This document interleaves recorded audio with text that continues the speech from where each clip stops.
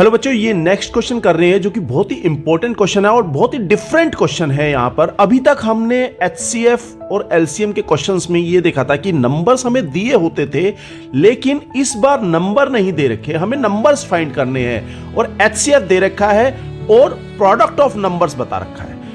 यहां पर क्वेश्चन क्या है, two positive numbers have their HCF as 12। यहां पे एचसीएफ 12 दे रखा है and their product as 6336।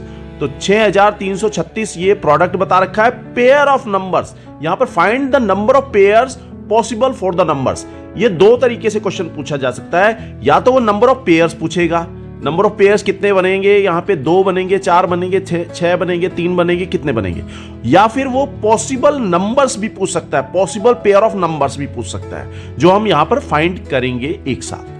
Okay, तो यहां पर इस क्वेश्चन को करने से पहले हमें एक बात समझनी पड़ेगी कि मेरे पास अगर मैं एचसीएफ फाइंड करना चाह रहा हूं 15 और 20 का, तो ये कितना आता है, 5 आएगा। ये 5 इन दोनों नंबर्स के साथ इनका क्या रिलेशन है, एचसीएफ का क्या रिलेशन है, तो ये हम बता सकते हैं कि 5 3 जा 15 होता है और 5 4 जा 20 होता है। ये हम बता सकते हैं। ये 3 और 4 यहां पर को प्राइम नंबर्स हैं। उसी तरह से अगर मैं यहां पर 14 और 35 का एचसीएफ फाइंड करूं तो ये 7 आएगा। तो 7 जो एचसीएफ आया है उसका नंबर्स के साथ क्या रिलेशन है, 7 2 जा 14 और 7 5 जा 35। जब हमें एचसीएफ पता है तो एचसीएफ को किसी को प्राइम नंबर्स में मल्टीप्लाई करके हम नंबर्स फाइंड कर देते हैं। यहां पर अगर मैं देखूं तो 2 और 5 ये भी को प्राइम नंबर है, तो इनका दोनों का जो कॉमन फैक्टर है वो 1 है। यहां पर भी कॉमन फैक्टर 1 है। अब बात आती है हमारे क्वेश्चन पे। हम क्वेश्चन में क्या करें, देख, अब हम नंबर्स यहां पर मान लेते हैं, लेट नंबर्स आर ये 12x कह दो और एक कह दो 12y। यहां पर x एंड y आर को प्राइम नंबर्स, ये को प्राइम नंबर्स है। इस बात इनका जो कॉमन फैक्टर है x और y का वो सिर्फ और सिर्फ 1 है। ओके, अब यहां पर हमारे पास नंबर, हमने एक जनरल फॉर्म में हमने नंबर्स ले लिए। हमारे पास प्रोडक्ट नंबर का कितना है, हम नंबर्स लेते हैं जनरल फॉर्म के, 12x और 12y दोनों को मल्टीप्लाई करा तो प्रोडक्ट ऑफ नंबर्स हमें क्वेश्चन में दे रखा है जो कि है 6336। जब हम इसको डिवाइड करते हैं तो हमें क्या मिलेगा, हमें मिलेगा, देखो 144x into y is equal to 6336। X y की वैल्यू क्या आ गई, जब हम 6336 को 144 से डिवाइड करते हैं तो हमें क्या मिलेगा, x y is equal to, divide करके देखना, यह हमें मिलता है 44। ओके, डिवाइड करके देखो 44 मिलेगा।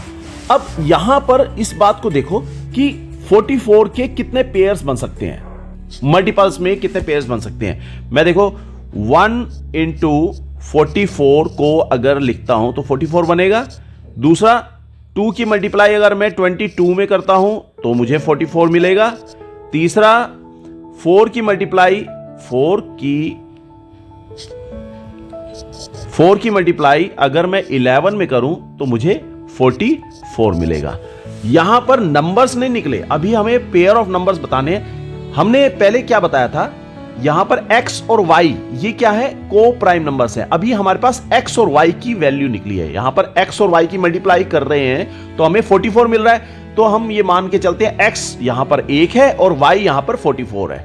यहां पर x की वैल्यू 2 है और y की वैल्यू 22 है, x की वैल्यू 4 है और y की वैल्यू 11 है।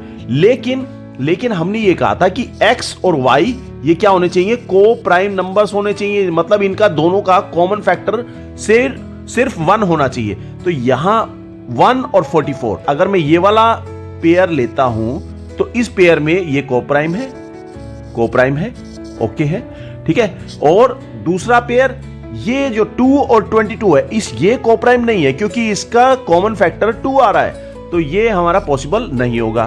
तीसरा 4 और 11 इन दोनों का कॉमन फैक्टर क्या आ रहा है, 1 आ रहा है, तो ये को प्राइम नंबर होगा।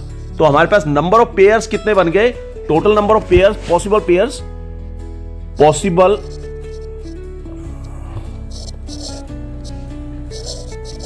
Pair of numbers is equal to 2। दो पेयर बन सकते हैं। यहां पर क्वेश्चन में क्या कहा था, find the number of pairs possible for the numbers, तो ये 2 आएगा। दो पेयर बनते हैं, जो पॉसिबल पेयर्स बनेंगे वो 2 बनेंगे। फॉर एग्जाम्पल अगर वो ये पूछे कि find the possible numbers, possible numbers क्या होंगे, हमने यहां पर पॉसिबल नंबर्स ये मान रखे हैं 12x और 12y, 12x और 12y हमने मान रखे हैं। तो इस केस में पहला पेयर क्या बनेगा, पहला पेयर बनेगा, इसको तो हटा दो, ये तो हमारा पॉसिबल है नहीं। ओके, ये वाला पॉसिबल पेयर, पॉसिबल नंबर्स क्या बनेंगे, अगर मैं x की वैल्यू 1 लेता हूं और y की वैल्यू 44 लेता हूं, तो 12 एकम 12 और 12 की गुणा 44 में करेंगे, 12 की गुणा 1 में करो और 12 की गुणा 44 में करो, तो ये 12 आ गया और एक नंबर दूसरा आ गया, 12 चौक 48 का 8 हंसेगी 4, 12 चौक 48 और 4 52। एक पेयर तो ये आ गया पॉसिबल पेयर, और दूसरा ये पॉसिबल नहीं है हमारा, और ये वाला नंबर हमारा पॉसिबल है। यहां पर 4 इंटू 12 की मल्टीप्लाई करो, 12 चौक 48 एक नंबर आ गया, x की वैल्यू यहां पर हमने 4 ले ली, और दूसरा 11 गुणा में 12, y की वैल्यू हमने यहां 11 ले ली, तो 12 से 12 जो HCF है उससे मल्टीप्लाई करके नंबर आएगा 12 11 132। तो दूसरा पेयर हमारा पॉसिबल पेयर ये बनेगा।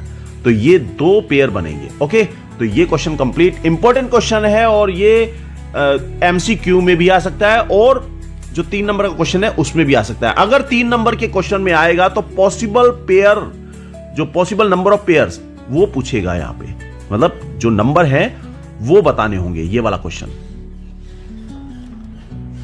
ठीक है, तो क्वेश्चन कंप्लीट। इसके बाद देखते हैं नेक्स्ट क्वेश्चन।